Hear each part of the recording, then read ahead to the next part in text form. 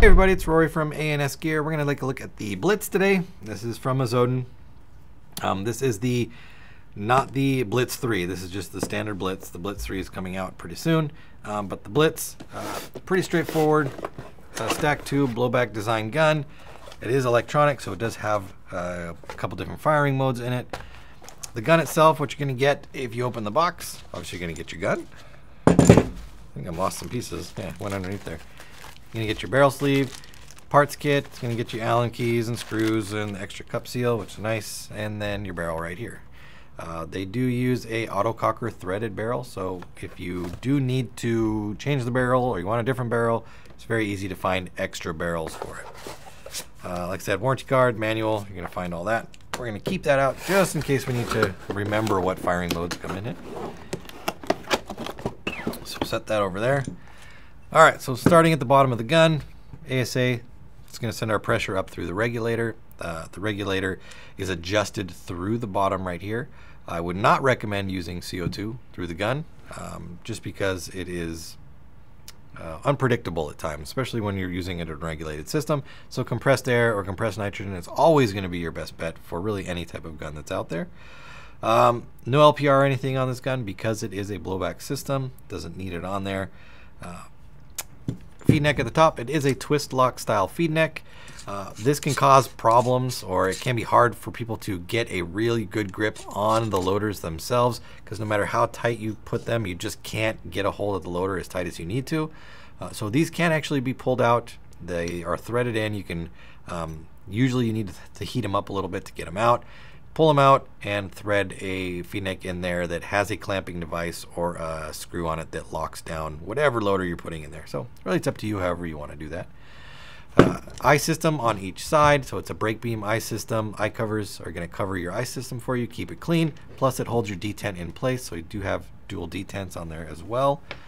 2-finger trigger system, since it is electric, you know, a lot of guys like to run the 2 fingers on that. Interfaces through the back here. You've got 2 buttons. One is going to be your on-off, and the other one will let you change options along with the other button. So both buttons are functioned. Only one button works as the on-off for the gun, though. Lets you turn your eyes on and off, change firing modes, put the gun in safety or into firing mode. As far as firing modes, I think it has 5 different firing modes. For some reason, I can never remember this. Let's see here. With the eyes off, it is capped at 11.1, I think. Yeah, 11.1 balls per second. If there's an eye malfunction, it caps it at 8 balls per second. So your semi-automatic is your first mode at 20 balls per second. Your PSP ramping is 13.1. Millennium ramping is 12. CFOA semi-auto is 13.1. And then it lets you get the programming mode also on there. Now, the programming mode is only going to really just let you select between different firing modes. It does not let you control the balls per second in this gun. If you want to control, like change the firing balls per second per mode, you actually have to have a device that connects to the board, and then you can change it. And really, you can only get those through, or only shops get those. We have one here, and so there's got to be other shops that do have them out there. So if you have a gun that you want to be changed, or the firing rate to be increased, or set to a certain setting, like for the new, I should say the old PSP settings, you have to actually have a shop do that for you. You cannot control those options. But if you're not playing in a tournament or where it matters, then it really doesn't make a difference to anybody.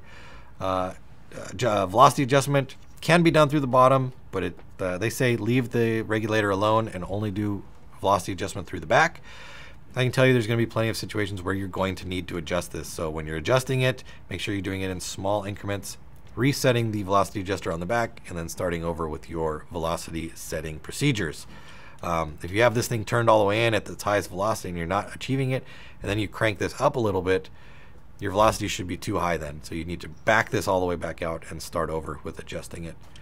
Cleaning the bolt, taking it out is as simple as popping the post up and sliding it out. Getting to the internals is, again, super easy as well. Just unscrew this, and that'll let you pull everything out the back side. Putting it back together, you will need to have a battery in the gun in order to get the striker back inside. So I'm not going to pull it all the way out because I don't have a battery in this gun. But putting it in and taking it out is very simple.